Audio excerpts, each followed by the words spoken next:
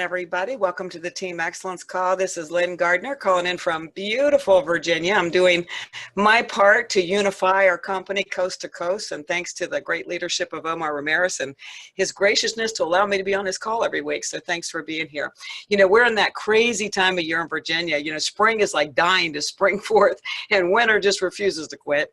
And so it can be like 60 degrees one day and below freezing the next day. It's all crazy, right? But it's all good, and it's always a beautiful day if we make it be a beautiful day. Amen. You know, no doubt you all heard about the windstorm that hit the East Coast last week, and I personally found myself surprised by it. I cut cable a few years ago in my life for lots of reasons, so I tune into what news I want to tune into, and I refuse to allow myself to be filled with all those things that discourage me, and I just kind of get caught up in those things, so I have to do away with them. And in the midst of me tuning things out, I got caught surprised by the storm. You know, I suffered some unnecessary consequences because of it. You know, many people don't realize this storm, even though it came without rain or snow, it was like the worst storm Virginia has seen in decades. And I had to laugh because, you know, people were calling me or reaching out saying, hey, here it's a little windy there today. And I'm like, windy? What are you, nuts? I mean, the windows of this old farm rattled like you can't believe. One of them blew out. You know, things on the front porch that I treasure, the rocking chairs, it just went blowing into the yard. A couple of them were like 40 feet from the front porch, completely beyond repair. Very sad for me, right? Windy doesn't begin to describe what we experienced last week. We got hit with what is called a nor'easter storm. You know, you probably heard that term all your life, really, a nor'easter, you know, and you may think that's just a nickname for a storm that hits just a particular part of the country, but a nor'easter is actually a massive cyclone. You know, the name derives from the direction of the strongest winds that hit from the eastern seaboard. And, you know, it's a cyclonic air mass that rotates counterclockwise. And it blows from the northeast to the southwest. And of course, that's how it gets its name. The winds here were so strong that they actually blew the water out of the Potomac River and out to sea. You could walk across the river bottom in DC of the Potomac River if you were so inclined. It was emptied out. The government offices were closed. The schools were closed.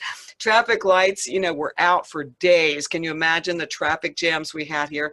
Toll booths weren't operational. In fact, it was funny. I went to a meeting on the day after the storm, and I wasn't prepared for how long it would take me to get there. I wasn't really thinking, to be honest with you, but I got to a toll booth. I thought, well, I'm going to rush this along and the toll road will be clear. But little did I know there was one little toll lane that took cash only. The arms weren't working, the credit card machines weren't working, the fast toll thing it was a mess. Millions of people lost electricity, and lots of them were still out when it came to Monday, Tuesday of this week. Overall, this old farm weathered the storm fairly well, thank you God. But it was that storm that inspired this message today entitled Broadsided by the Storms. You know, if you ever want to witness the true character of human beings, put them in the midst of tragedy. You know, bring the strong winds and all the damage that comes with it and turn off the electricity for a couple of days, and believe me, you're going to see the true character when it's tested. Some people, if not really most people, begin to whine and complain just minutes after the electricity goes out. You know, they don't like the inconvenience. All the creature comforts are inaccessible, and they're lost for what to do with their time. The silence is deafening. And as each hour passes in the dark, their whining escalates. And before you know it, they begin to point fingers. They rip apart the power company like there's no tomorrow. These people can't accept that they aren't the top list of priorities for everybody. And they leave no room for excuse for the time it takes to restore millions of people that are in the same boat. You know, they take to social media and they will rip up their phones and burn up social media, any outlet at all to vent their frustration. Even though their circumstances are completely out of control, they continue to whine. You know, then there are other people, and you see just beautiful character come out. You know, they seem to accept their circumstances, and they put on a good attitude, and they just wait for life to return to normal. You know, they'll actually sing the praises of all those hardworking people that work around the clock, time away from their own families, doing everything in their power to get us power. These people will sing the praises and be so grateful that these people are out there working. You know, they suffer the same inconveniences and the same silence silence is just as deafening in their world, but their character shines through the storm. And the trees, oh my goodness, I love trees. If you know anything about me, you know how I love nature. The trees that were lost, countless trees were lost, and it's sad to see that kind of destruction. Some of the trees were actually snapped in two, but at the trunk, and they'll never see life again. They'll never be a tree again. They'll be used for mulch or firewood, and they'll, hopefully at least, but they'll never be a tree again. And some of us are like those trees. We get hit with high winds in life, and instead of bending with the wind or trying to roll with the force, we allow ourselves to get snapped right into, and we accept that break as if there's nothing we can do about it at all. But life isn't like the high winds in every way. There's always something we can do to prevent being snapped into. It's all in how we handle that storm. I had a storm come through my life a long time ago. My circumstances were so dire. You'll read about it in the book that's coming out, but they were so dire. It would make most grown men weep like babies, right? And unfortunately, in the midst of that storm, I allowed myself to break into. And for a short season, but thank God it was a short season. And while I was in that broken place, you know what? There was no life left in me. There was absolutely nothing good I could do. It's meaningless to allow yourself to get there. We don't have to live like those trees, and we never have to allow ourselves to break under the pressure. There's always hope, no matter how dire it might look. And that's true in and out of our business. It's true with relationships. It's true with your children. It's true with your friendships. It's true with your faith. It's true with your life in your church. It's true in our business. Some people join our business and I don't think they're prepared for the hard work that it's going to take to build. They especially just somehow can't grasp the fact that the most work that you're going to put into in this business is work on yourself. So when they get hit with trials or when they aren't growing as fast as they think they deserve to grow, they snap into and there's nothing left of their business at all as a result. It's very sad, but it's true. Some of the trees lost huge limbs, and although they won't look exactly the same again, they'll definitely survive the loss. A tree's not going to die with just one limb broken, right? Time and attention from that tree will go into the other limbs that still exist and for new growth, so new limbs will grow. And our business, is exactly the same thing. We sometimes a wave of change or turmoil or get rich quick temptation comes through our teams, and before you know it, one big branch snaps off and it leaves the rest of the tree standing, and no amount of work you can do will ever get it back. And it may hurt when that branch snaps off. We hurt for lots of reasons when people give up. We hurt for them, we hurt for us, we hurt for the rest of the tree, right? But when a branch snaps away from our business, it doesn't kill our business. It just takes some time, just like that tree. We have to put extra attention into the branches that we have growing that still have hope and still have life. And it takes some attention to some new growth. Our business may look different when branches snap off. Just like the tree, it's going to look a little different, right? And we don't like when it happens. But again, each branch that snaps off will not kill our business unless we let it, right? When the branch snaps off, there's always room for time and attention to be given to new growth instead. Some of the trees around here were uprooted completely. And it was amazing because they were just kind of resting on the ground. It's kind of like they just leaned over, right? And their entire root bulb was still in place. And if you were so inclined with those trees, if you had the means and the time, you could actually just, lift them upright again and place them right back where they stood and brace them for just a little while. And their roots would dig right back in and they'd survive as if nothing ever happened at all. It's fascinating. It's fascinating to look at nature in a storm. Another thing that struck me were the birds. The small birds took to the ground. It was hopeless. There was no flying. Okay, we had 70-mile-an-hour gusts, all right? There was nothing a little bird could do. So the ones that didn't find refuge somewhere just took to the ground, and the fields of this farm were covered in birds. It was fascinating.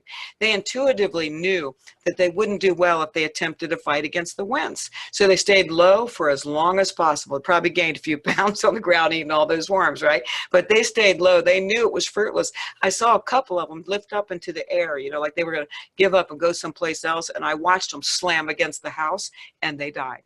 A few days before the storm, my son and I were in the kitchen of my house and we looked out and we saw this magnificent eagle fly over the farm. And even those things are just, they're no longer considered to be endangered. They're just incredible, right? It's such a treat to see an eagle fly. They're just magnificent. Eagles may be larger than the average bird, but they were just as equipped with their intuition. The eagle will take to the highest point. You got the little birds taken to the lowest point. The eagle will find the highest point it can possibly find. And, when those winds come through, they prepare for it by going high, and they'll just sit there and they wait for a fierce gust of wind to come through. And when it does, the eagle will just spread its wing, doesn't attempt to fly at all. It just spreads its wings, and it allows that gust of wind to carry it upward until it's positioned above the danger zone. And then it begins to fly. It knows not to attempt to work against the wind too. And it's too bad humans can't be more like birds. So there are a few lessons here that from this nor'easter that I want to share with you today. And I hope it's going to drive home the message that you can see how it applies not only to your business, but to your life. First one is, most of the time, there's absolutely nothing we can do about the storms that pass through our business or our lives. It's good to be as aware as we can be, to have our hand on the pulse of our business, to, keep our eye on the ball, so to speak. But I'm not a very good example there, by the way, because I didn't know the storm was coming here, right? Had I known, I could have avoided a lot of damage, things that broke my heart to lose, right? If I had just had my eye on the ball. Number two, don't work against the wind. Some things we choose to battle against or to try to fix on our own are things that truthfully are out of our control, just like the storm. We spend precious time and energy trying to change the course of business or life in areas that we can't control. It makes no sense. Be more like that eagle. Rise above the storm, be bold and beautiful, and let that wind carry you to where till you can fly again. Number three, if we don't accept the fact that life and business isn't easy, we'll find ourselves snapped into, just like some of those trees that were here. And once we break, there won't be any business left to build. Life happens. It's always going to happen. There are always going to be challenges. We just need to accept it and prepare for when those winds come. And number four, some of us will lose a branch every once in a while, and it's devastating when we do. Some people leave the business, and some people just give up.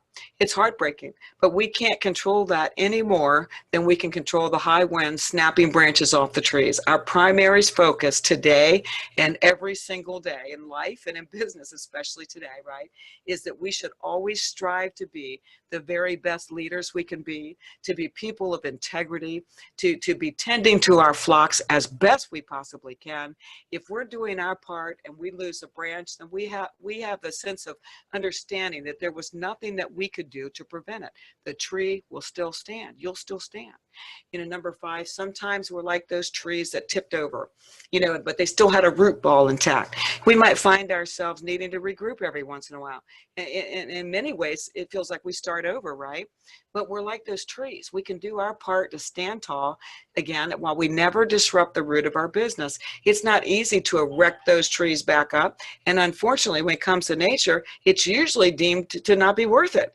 But you and your business and everybody in your team, everybody's worth the effort, and you can still stand tall again and start all over.